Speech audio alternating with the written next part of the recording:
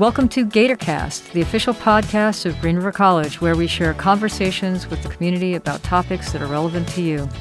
I'm Suzanne Johnson, president of the college. My guest today is Randy VanWagoner, who serves as the president for Mohawk Valley Community College and is the author of Competing on Culture, Driving Change in Community Colleges. This is part 2 of my conversation with Randy. If you haven't had a chance to listen to part 1, you might want to hop off and listen to that before you jump in. But if not, enjoy part 2 of our conversation with Randy VanWagoner as we discuss the role of community colleges and the drive for change. It's interesting to now be part of a guided pathways state and have that supported by the legislature. Every institution has received monies from our legislature. And for the listeners here, in New York, community colleges actually have 3 sources of revenue, essentially state funding and the local county funding, as well as student tuition. Here in Washington, it is 2 venues of revenue, essentially student tuition and state funding.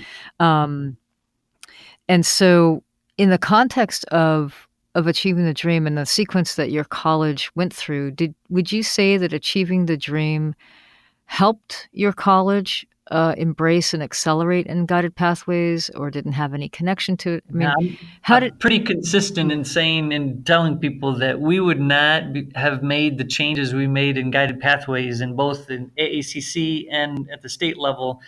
We've gotten feedback from coaches and external related people associated with guided pathways that, wow, you made a lot of progress in a very short amount of time. How did you? And I say, if we hadn't spent 3 years in achieving the dream beforehand, we would not have been able to go as far and as fast as we did with guided pathways, because achieving the dream gave us the chance to kind of, I hate to use the phrase, but kind of muck around and try some things and fail and get comfortable with that type of prototyping and recognizing it wasn't going to be perfect. So we made big changes in developmental education and developmental math and developmental English, and with very little impact on student success. We tried some things to support. We created these toolkits, virtual toolkits for to help improve online success rates, and they didn't make a very big difference. Our completion coaches did amazing work, and we implemented with Starfish, and we tried some things, and our retention numbers really didn't move. And it's, just banging our head against the wall is just so hard. And as we got into guided pathways, we were able to go through the guided pathways institutes and things, and our math and English faculty this past fall went to co-requisite model, multiple measures of basic skills assessments. And we combined our new student advisors and our completion coaches into a single job title of student support advisor to create a case management system. So we have about a 425 student to 1 SSA ratio. So students have a single point of contact for their entire time here, which all of those pieces we would not have even dreamed of 3 years ago. That's very interesting. So it sounds to me like achieving the dreams experience kind of helped the institution lay the foundation for the guided pathways work that you then went into. Very much so. The advising is such a key feature in the context of guided pathways, and it's going to be interesting to see. I'm excited to see the work of our staff and faculty around guided pathways. Like I said, it's very early on in the context of our adoption and the education and information dissemination across the college in terms of guided pathways. I mean, it's a sort of an old news story to many institutions. Guided pathways has been around for called different things, but guided pathways in its terminology, I think, has been around for about 10 years or so, give or take a few. And because the book came out in 2015 and the research that went into the book. So you're right, probably 10 years. And so it's an interesting opportunity to be able to ask that. I had forgotten that your institution had gone through a number of years of conversation around achieving the dream. I think Mhm. we're in that same kind of journey, Yeah, yeah, and that it was helpful in terms of getting the institution comfortable and in that mode of trying things out and really looking at things systematically. yeah, yeah. Um, I think of it as slowing down to speed up. yeah, yeah, Slowing down, having those important conversations on the front end will allow an organization to speed up, so certainly a college in particular, in academia, to be able to speed up because you have more engagement and more understanding of that context for change versus if it were to be a top-down mandate, flip the switch, you won't go very fast because you're going to be spending so much time trying to explain the unpopular decision.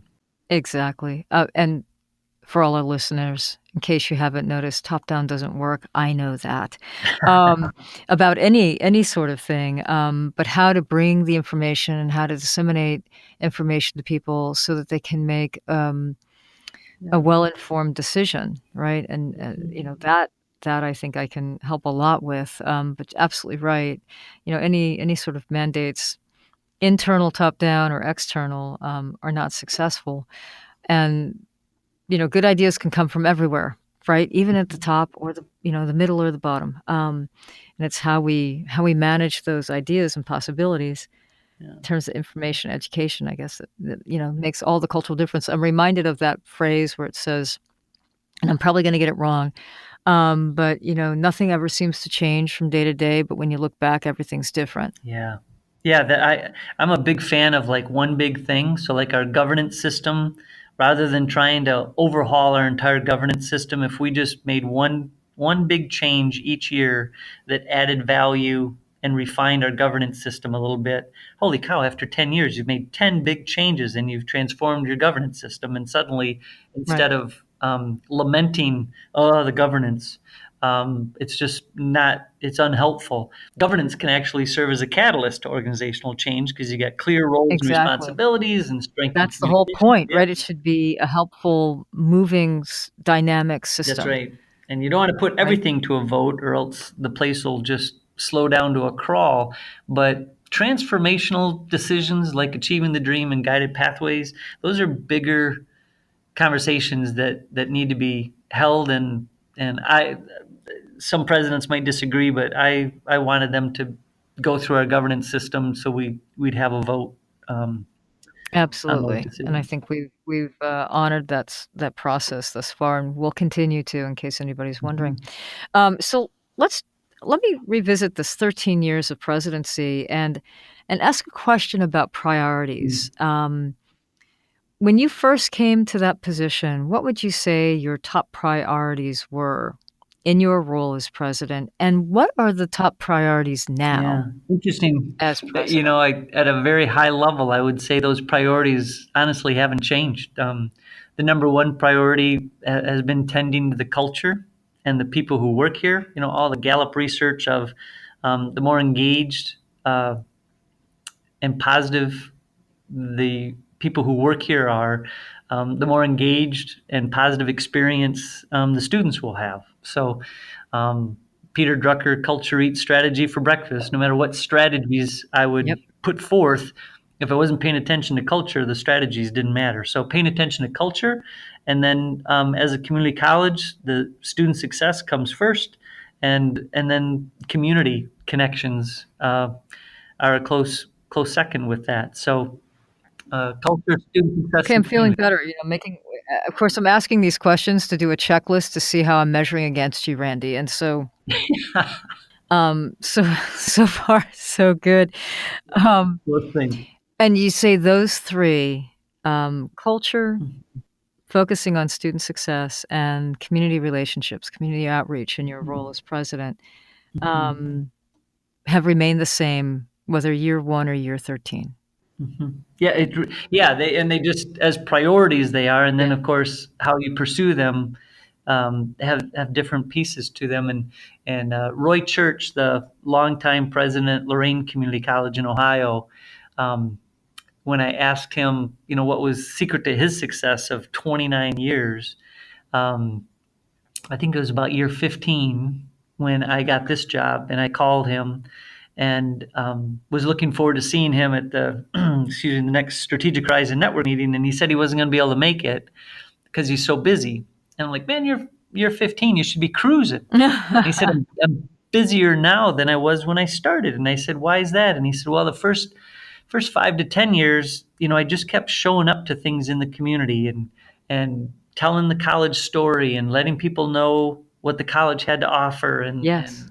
In case people wonder what I do when I'm not in my office, that's exactly it right there. and good news, and just trying to let people know we were open to partnership. And I tried not to force things, and I just listened closely and just let people know we were here and we had amazing faculty and staff and could do some really cool things through partnership to leverage resources.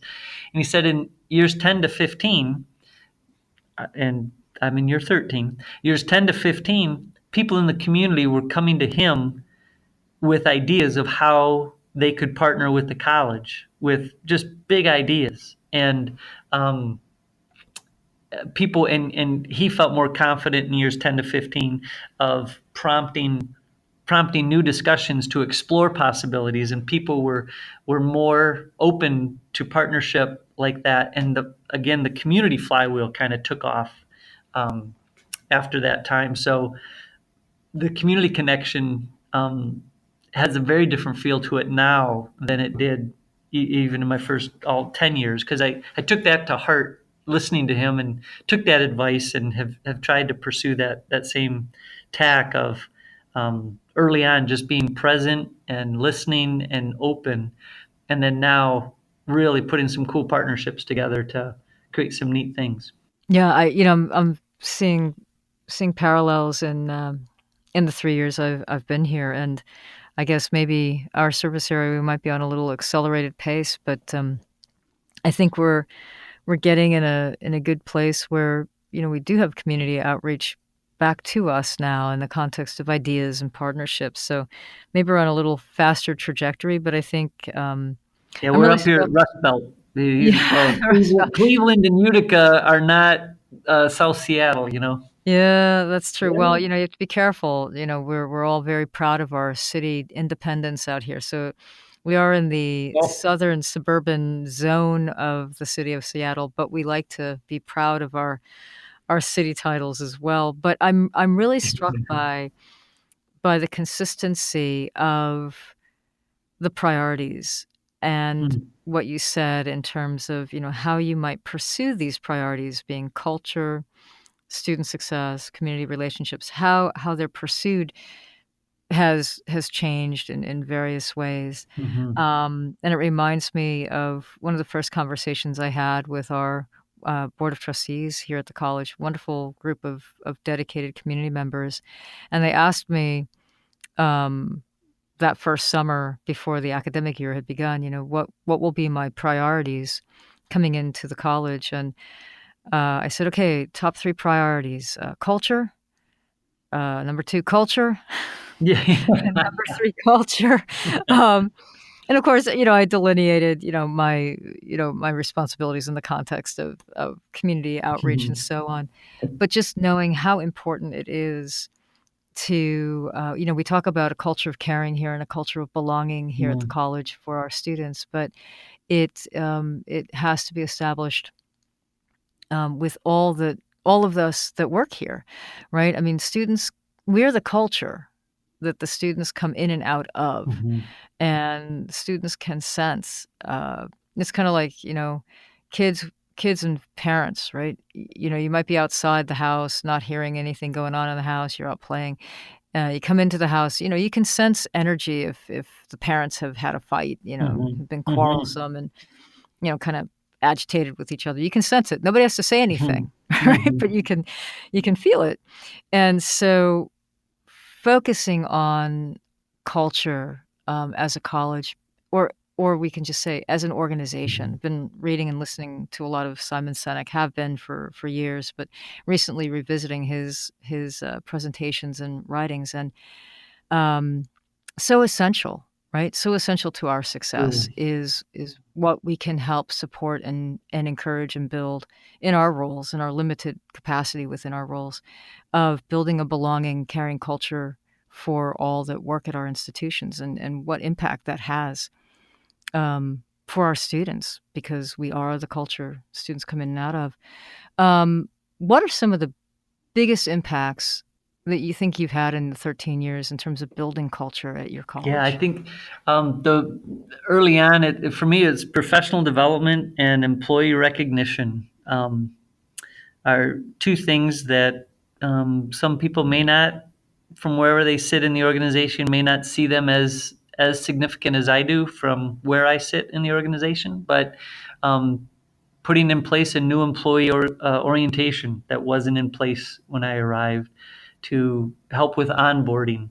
When I arrived, there was a morale committee here, and I asked them why did they exist, and they said we're not really sure. Everybody says morale's bad, so we were asked to fix it, but we don't know how. And I said, "What do you think of Wow, okay, morale a committee. morale committee?" There you have it. And I said, "What do you think is at the core of this?" And they came to this notion of recognition. So I changed the title of the group and asked them to be an employee recognition design team and look at our system of recognition, which we had the State University of New York Chancellor's Awards, which were mostly for teaching, and I think one for classified service, and maybe an administrative professional role for administrators.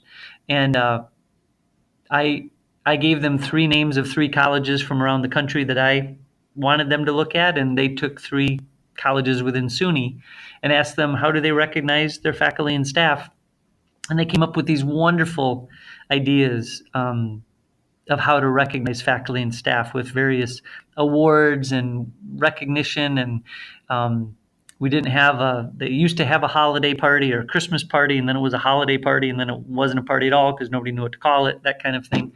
Um, so they recommended having a celebration of success at the end of each semester, um, for faculty and staff to just gather informally and socially on campus at the end of a particular workday. And they ended up doing basket raffles. Departments would do basket raffles that everybody could participate in, and all the money would go to either a local charity, or then now it goes to our College Community Connection program that oversees our pantry on both our campuses. And so recognition was important, and then growing professional development. It was fun in the early years. We would spend a fair amount of money on speakers to come in. We would pay speakers to come in to present, whether it be not just plenaries, but we'd even spend money to have them come in and do workshops. Um, and then now we have August, January, and May, 2 days each time, and we have more presentations of faculty and staff, more faculty and staff wanting to present than we have Oh, slots. it's wonderful. And very almost no external people coming in at this point because there's so much to learn from each other. So that's really a powerful artifact, I think, within the culture. Wow. For all of our staff and faculty listeners, I think you'll find that some of the things that Randy has shared, and we did not plan this ahead, I think you'll recognize that we've been working on here at Green River. And if you heard anything that Randy just shared that you think is a great idea, please circle back to me and we'll get the right people working on that. And we can always pursue some of these ideas that he's just shared out that we might not have thought of already for ourselves. Yeah, and some of them are in the one of the appendices in the back of my book. Around, I think there are like 16, maybe even 20 different ideas from different colleges that I picked up about how to increase the interconnectivity uh, among faculty and staff on campus to create these kind of chances for creative collisions around campus, because that's where the big ideas come from, is people, hatching as Stephen Johnson says, hatching um, their notions and merging them, and that's where good ideas come from, as he says. Especially that cross collaboration and getting people from different worlds with opportunities Mhm. to convene. And the other thing I love in terms of what you just shared is in terms of the appendices and one of the appendices in your book, it was ideas that you collected from other institutions. I am always up for shameless stealing of Yes, good ideas. So I'm just glad that you've acknowledged that you do that as well. completely. Uh, so thanks for the honesty there. Mhm. Um, if you were asked, shifting gears here a little bit, what the greatest challenges are that you face in your role? I Yeah, guess, year in my 13 is a role, bit different, but what yeah. what are the greatest challenges you're facing in your role now? As I think about that one that comes to mind that from day one till probably the day I retire will be managing the paradox between, having a sense of urgency and remaining patient. Um, Can you please but tell me how to do that? I'm still working on it. It's, I feel better. I feel better. yeah, Maybe that'll help some of our, people who it's work like here at the college feel better too. maybe on Monday and Tuesday you feel really urgent and you push everybody to get moving faster, and then they push back on Wednesday and Thursday and Friday. You're a little more patient. I don't know how it works, Well, that but was my week this week. And exactly. and Um, and then more recently, priorities, certainly post-recession, enrollment declines in upstate New York. Enrollment declines are a challenge. Um, we have them in and our state too. We're yeah, fortunate where we're located, but it's absolutely an issue within our state. yeah, so multi-year budgeting and how do you maintain a mindset of abundance, in the middle of so many challenges. And then the third one is managing the pace and the scale of change as we've gotten into guided pathways.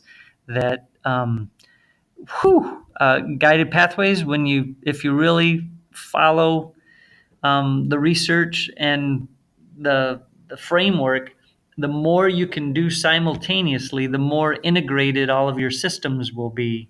And Exactly. when you lay Exactly. it all out, some of these things would take 1 to 2 years to make any progress on just in isolation.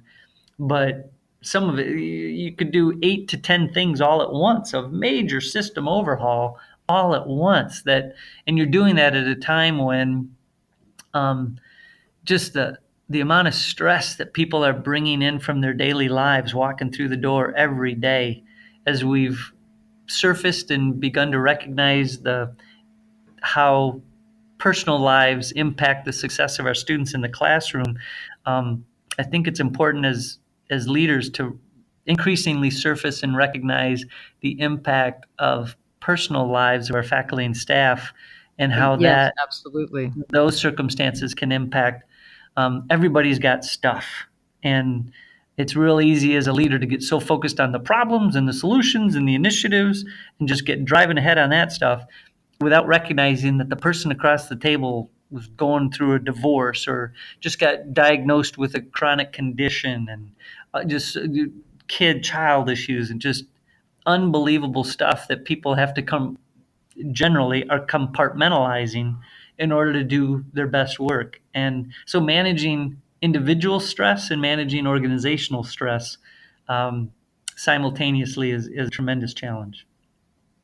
Sure, and, true confession here, you did visit our college, this summer. I Mhm. was so delighted to be able to have you be our keynote for our administrative, retreat of about 70 administrative leaders here we have on campus, and you were also able to spend time with our board of trustees and, the exec team, and Yeah, it was an in honor. It was a blast. yeah, it was great fun to have you, and here's something I don't think I've shared with you until now.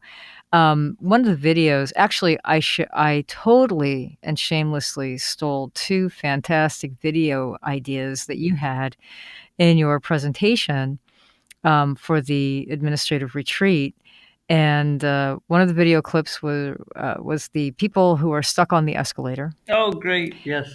Yeah, yeah, and the other, though, was the, video that you had used from the healthcare, Mm. system Mhm. Cleveland Clinic. video, and, Yeah. I got both of those from Idle and Carr. So is an amazing leadership mentor of so many around the country.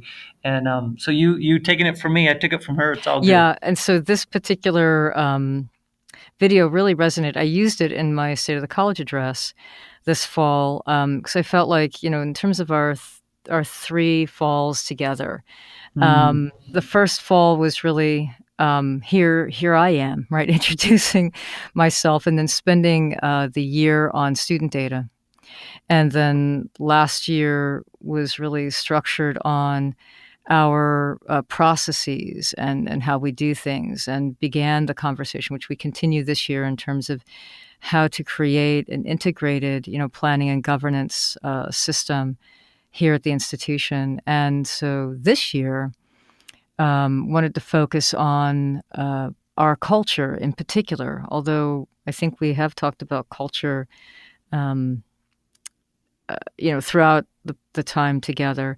But we focused on, at the State of the College, abundance mindset, mm, appreciative inquiry, and grace. And shared with the college at the time, well, I think you're expecting me to talk about student data. I'll talk about how many cranes are in Seattle in the context of the building and what that means in terms of economic boom and so on. I said, but really, we know the data. We know what's happening in our communities. We know the opportunities that we have. And so what do we need to do as a group in terms of our culture and how we treat each other to create an environment where we can do our best work for our students? And that video of the healthcare organization really resonated, I think, with people quite a right. lot. And it's so easy to forget, right? You're frustrated, you're aggravated about things. And no matter what our title or position or what office or division we're working in, we're all human beings, and we come into our offices every day with, different struggles and Everybody's got challenges. stuff. And we're all probably doing the best we Hmm. can. Hmm. So true. Yeah. So with that as a foundation, let's talk about community colleges and the imperative that we have in our current time and what's ahead in the future. I mean, you're in New York, I'm out here in Washington. We've got other guests this season that are scattered all throughout the country. And we're finding lots of themes, regardless of what state we're in terms of community colleges and our Yeah. needs and our importance and imperative. So if I were to ask you, you know, what are the imperatives for community colleges right now and how you see that moving in our future, Yeah. what would you say? Yeah, I think higher education in the country, some would argue otherwise, but uh, if I were to say that the higher education system in America is not doing its job, my number one piece of data would be that we have over 7 million job openings going unfilled across the country, and we have 6.5 million unemployed people, and another 9 million underemployed, which means they're working in jobs that require less than the credentials that they do have. So they're underemployed. They should be employed in better paying jobs. That means that our higher education system is not aligned with our workforce system, which you could argue neither are systems.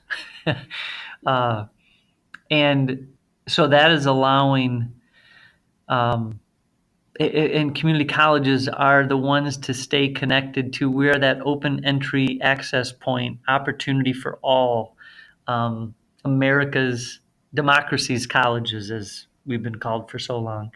Uh, and yet, given the technological platforms that are out there, internet based and otherwise, the pace of acceleration, um, there are new entrance into the higher education space that kind of challenges some of our fundamental uh, assumptions that we've been comfortably ignoring for years.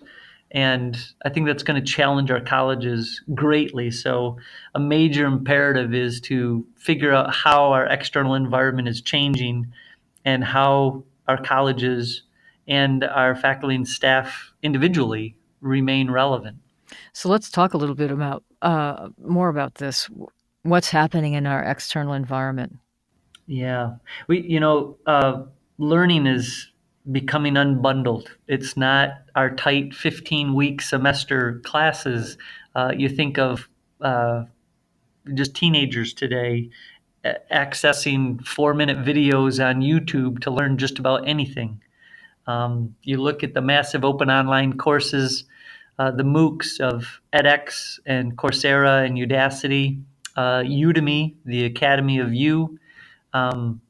These major platforms with millions of people accessing content, and higher education, traditional higher education, we could say, well, we don't have to pay attention to them because they're not accredited or they don't have the standard quality that traditional colleges have. Employers really aren't increasingly caring less and less about that.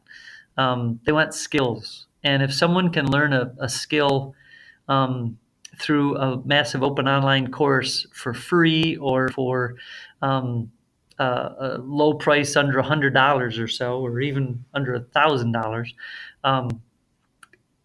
they're probably going to get the job, because when there are over 7 million vacancies, employers are going to hire who can do the job.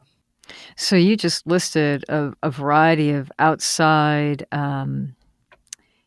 sort of, I guess, using some traditional academic language, e-learning platforms and startups that are happening out there that I'm not sure all of our listeners are familiar with. So please go on and, after the podcast, of course, but do some Googling.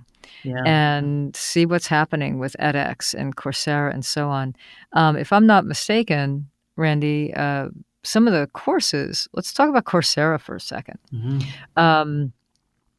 My understanding is, they're able to provide sort of like, undergraduate, lower division transfer sorts of courses, mm-hmm. like a Psychology 101 or Sociology 101 for a very small amount of money. And are you saying that these courses are then accepted by other institutions in terms of transfer credits? Are they finding other ways to take this coursework and course completion on to other schools? I'll put in quotations as transfer credits. Just wondering what's happening Depending, there. Udacity, edX, and Coursera, they all have different approaches to this and different university partners.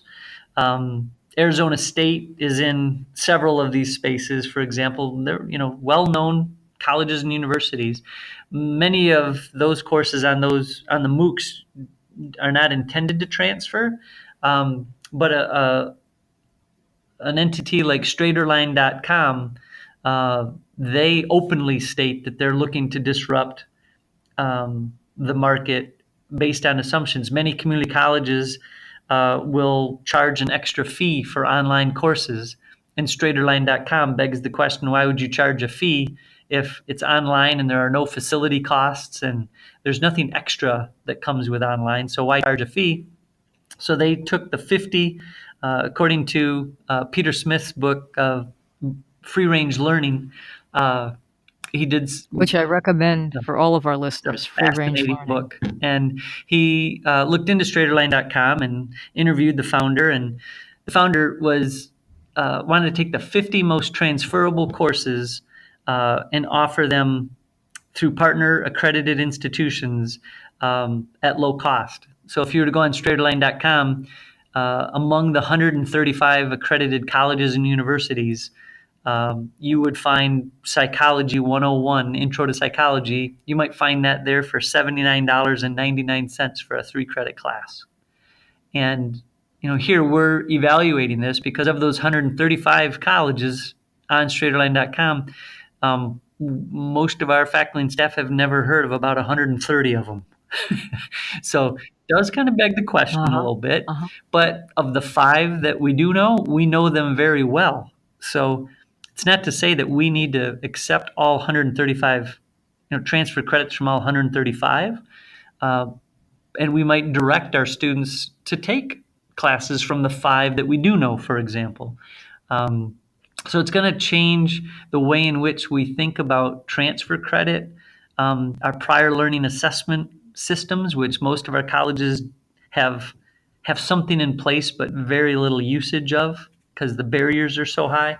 If we don't figure out prior learning assessment, because students are going to be able to learn in so many different ways, the more agile community colleges will will have systems that can find ways to better accept credit from a variety of sources.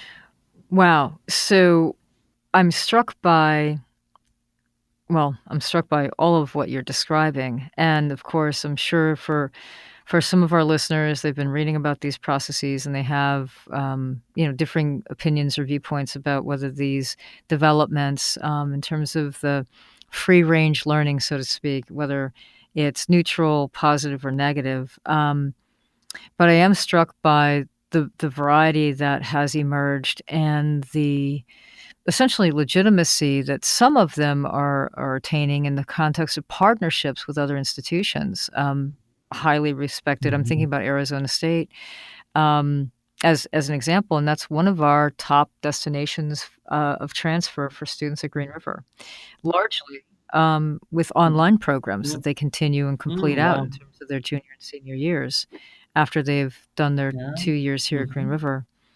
So I can imagine for some of our listeners, their minds are spinning now in terms of what the potential implications are and so on.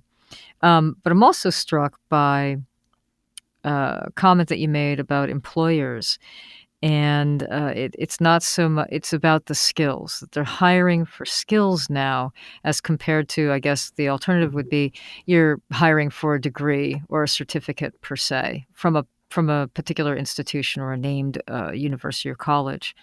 Yeah. Do you think that's a trend in terms of employment across the country, or just in particular sectors? I think it's only going to accelerate. And I have the privilege of serving on the Jobs for the Future Policy Trust, and the trust is looking at the workforce of 2040, to think about what policies will be needed in the 30s, to think about how colleges need to change in the 20s in the coming decade. So it's quite a ways out there, but looking at these trends around what they call the gig economy, of people working gig to gig, or everybody having a little side hustle. You got your regular job, but then you're working on a 1099 contract tax form there, for an individual work off to the side. That right now, I believe the statistics show that half of all millennials are working in some way with a 1099 on some kind of gig. That might be an Uber driver, it might be a graphic designer, a computer coder working gig to gig. Um, and the forecast is by 2030, more than half of all workers, not just millennials, but half of all workers will be in that mode of gig to gig. So employers will increasingly be looking for uh, very specified skills to meet very specified projects that their market demands, because their markets are moving so quickly. They can't just hire one person to do the same job over a 10-year period. They need someone with specific skills for a shorter period of time. And then it's going to be incumbent on community colleges to kind of figure out how to support these workers that are working in these shorter sprints, if you will. We used to talk about people changing careers 7 times in their lifetime. Um, there now, I don't even know what the numbers might be. It's hard to even forecast as things are changing so quickly. But people moving from gig to gig, they might work for 6 months on a gig and then need to get some skill upgrades for 6 months, and then go back on their next gig for another 6 months. That 15-week semester courses don't fit neatly into that reality.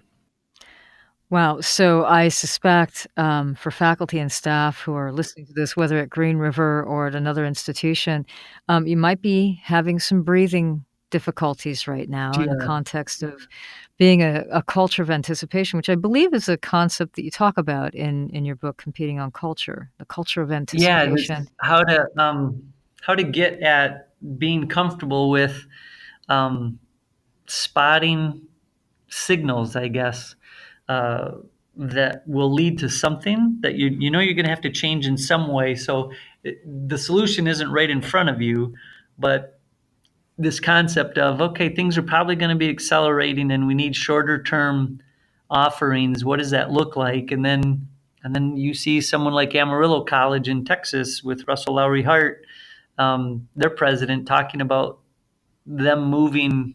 I believe it's like 90% of all of their credit offerings are in 8-week classes.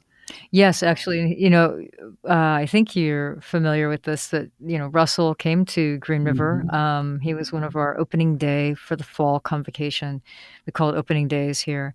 Keynote speakers, in terms of the no excuses work that they're doing at Amarillo. And he was talking about the conversion to 8-week courses. And, for the listeners here that are we have a quarter calendar here. That's a big change for Mhm. Texas. They're a semester calendar, right? So 2 15-week semesters and shifting to 8 weeks, and it's had some really good results in terms of student retention and rates of completion, for sure. Mhm. And we have Bellevue University is on our campus.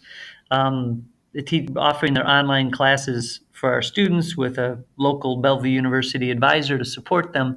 And they have their offerings are 6-week terms. So you take 2 classes every 6 weeks, just a hyper focused. And for our community college students, a lot can go wrong in a 15-week span. But if something goes wrong in a 6-week span, you only have to wait a couple of weeks before the next session comes up. Sure, and I guess it's no different than, offering a truncated summer term, uh, Yeah, session, right? yeah, and the fact that you're already on what I'm guessing 11-week quarter, maybe We have, 4 10-week quarters. 4 10-week, yeah. So 10 weeks, that's pretty close to 8 weeks. But nonetheless, these shorter term. So if Bellevue's at 6, might in certain particular disciplines, and again, it's more how can you um, not make it's not a cookie cutter for everything, but there might be some disciplines that could benefit from 5-week terms, 5-week sessions, something like that, just to keep it a little more accelerated and offer more options. Sure, and of course, the strategy there is fewer classes, but at a faster clip. Exactly. Um, so with all of that as background then, let's look for some reassurance or at least inspiration and motivation. So let's talk about community colleges and the opportunities we provide for all of our listeners out there today. What would be a message that you have for the faculty that are working at Green River and other colleges around?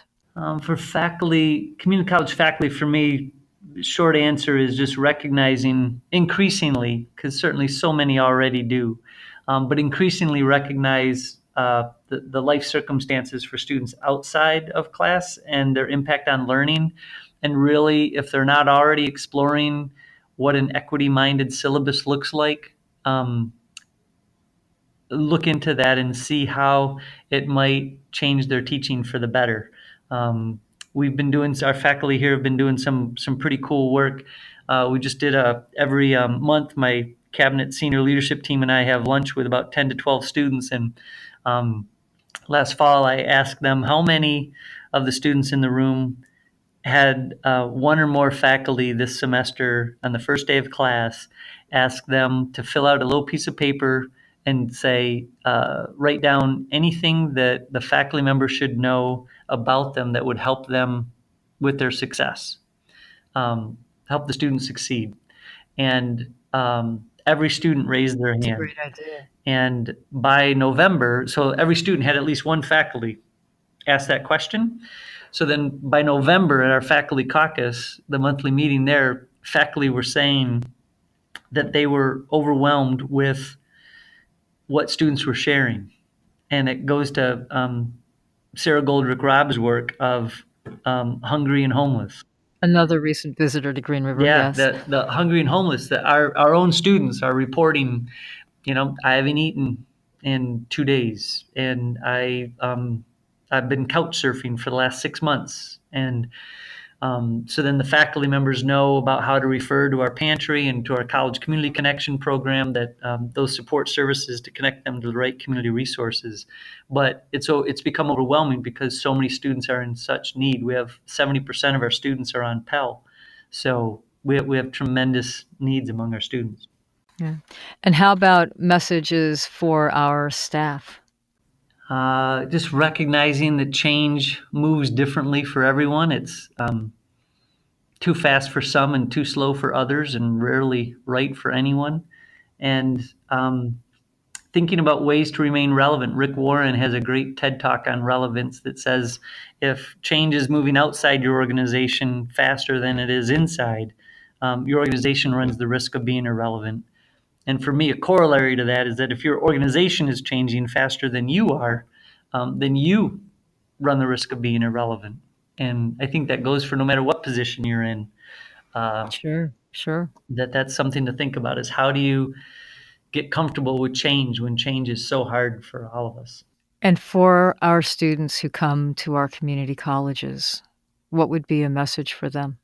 I'm a little biased on this because it's gotten me through, but I've seen it affirmed in so many ways with so many students over my career, is that grit and effort and resilience are more important than how smart you are. I've seen a lot of smart people not keep it together and finish college because they didn't have the grit and the resilience and put forth the effort. And then the second piece to that, that's only recently really hit me, is the importance of social capital. So many of our students are first generation college students. They don't have a personal network that opens doors for them. And that's what college really can be, as we kind of opened up early in our conversation here I was about just thinking about that. following up on those mentors and seeing other people as mentors and guides. And when they point you in a direction, go in that direction. If you don't have a clear direction, which some of our students certainly do, they know what they want to do and how they want to go about it. But I think more community college students than not are how I was, of you're just kind of stumbling forward until something strikes your passion. Sure. And message for the communities that our colleges serve.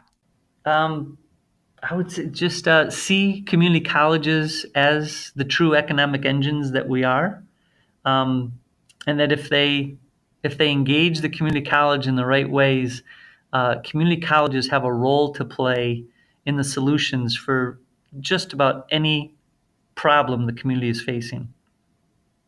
The faculty and staff and the capacity within community colleges is there, and they just need to engage. Yeah. And after 13 years in your presidency at Mohawk, with a lot of years before that, I must ask this question. What drives you, motivates you each day when you get up to start another day? Yeah, I think it could very well be in that way that chemical dependency counselors are often former addicts or users, those kinds of things. For me to have been a kind of stumbling forward, uh, goalless, drifting a young person finding their way through the community college, what the community college faculty and staff at Mott Community College did for me. I wanted to be part of that same kind of transformation, and to just know the students we serve and have a sense of who they are because I was one. And that notion of we want to attach ourselves to a higher purpose, the role that community colleges play in society. I'm not just part of transforming student lives. I'm part of building and transforming our community because of where and how Mohawk Valley Community College is positioned. And community colleges across the country essentially share that same role and purpose in their communities and are really the backbone and fabric of an educated citizenry, a free democracy, and social mobility for all. That higher purpose, all those things combined to make it pretty darn easy to get out of bed without an alarm clock every day. I'm hearing that, and I couldn't say it better myself. And I think my if someone were to ask me that question, I think I'd give a very similar answer that you just shared. Mm-hmm. So to wrap up our conversation, I've been asking everybody in season 2 the same question. And Randy, I don't know if retirement is part of your plan. I've discovered asking this kind of question with people. Some have a firm commitment to retirement and they've got an end date and they know how everything's going to go until then. And, they're counting down. Mm-hmm. And others, not so much. Mm-hmm. So when and if you retire, what will be the measure for you of a successful career in community colleges? What will you look to or gauge your success? Yeah, I'll quote advice I got from Roy Church. 29 years at Lorain Community College. How do you stay for 29 years and still seem so vibrant and engaged? And I use this in my own work now. He said he promised his wife that he would work as long as he connected himself to every 5-year strategic plan and said if he wasn't as excited about the next 5 years as he was the previous 5 years, it was time for him to be done. Okay, so that's going to be a marker for retirement, right? I love that. Yeah, exactly. And because I've seen places that have had presidents probably overstay their welcome and maybe hang on a little too long to the detriment of the college momentum and pace. I don't exactly know when I'll retire, but that's in the back of my mind as a filter for when I know it's time. But in terms of what will be my measure, very difficult question. I keep coming back to this notion of making sure I put forth my best effort. And then so important to beg the question, did I treat people with respect and kindness? Did I help others achieve their goals? And perhaps at the larger level, did I help my college stay positioned to thrive in a very unknown and dynamic future? That classic leave it better than you found it kind of thing. And how I might get a sense of that is certainly on the individual level, feedback that I get from others and just connections and relationships and feelings, very qualitative to say the least. And then organizationally, just seeing this community college continue to thrive as it moves closer and closer to its 100 years of anniversary in 26 years. Well, I couldn't say it better myself if somebody had asked me that question as well. Those are them. Randy, I so appreciate our conversation. This is culminating in a multi-episode conversation. And President Randy VanWagoner, I am delighted that you've been able to be with us and share your ideas. Really have enjoyed your book, Competing on Culture, Driving Cultural Change in Community Colleges. And for all you listeners, we'll have some links to some resources that we referenced today in this episode. And you have been listening to GatorCast, the Green River College official podcast. And we're located in Auburn, Washington. Have a wonderful day.